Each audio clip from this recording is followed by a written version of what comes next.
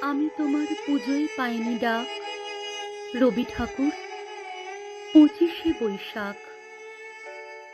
বসে আছি একলা ঘরের কোণে, যাইনি ভোরে নন্দন প্রাঙ্গণে। একটু দূরে দাঁড়িয়ে তুমি একা, মূর্তি তোমার ফুলে মালায় ঢাকা। কত মানুষ, কত রকম মন, কত আবেগ কাঁপা সমর্পণ, বুকে তাদের তোমার ছবি আঁকা।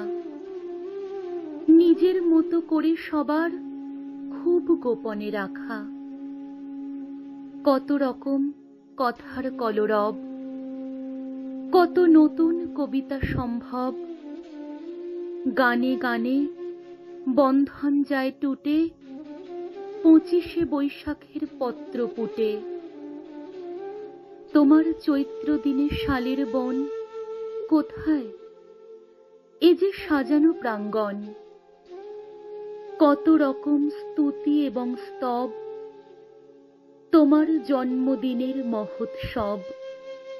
যাইনি, আছি একলা আপন মনে, তোমার কথা গানের সম্মোহনে। একটি ধূপের শিখায় আঁকা ছবি, তোমার মুখটি, তোমার মুখটি কবি। একটি প্রদীপ, গন্ধে মৃদু একটি কনক চাঁপা, একটি মাত্র চন্দন টিপ বুকের কাছে রাখা। একটি মনের বাঁধন ছেঁড়া, একখানি একতারা। নদী আপন বেগে, আপন আবেগে পথ হারা। তুমি আমার একার সঙ্গপন, তুমি আমার নিভৃত সেই জন, যে জন আছে মাঝখানে ঠিক মাঝে, অরূপ বিনা হয়ে যে জন খুব নীরবে বাজে।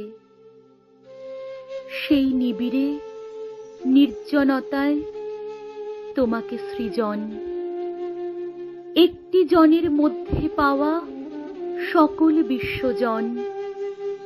সেই তো আমার তোমার দিকে যাওয়া, প্রাণে আমার স্নিগ্ধ তোমার পরশটুকু পাওয়া।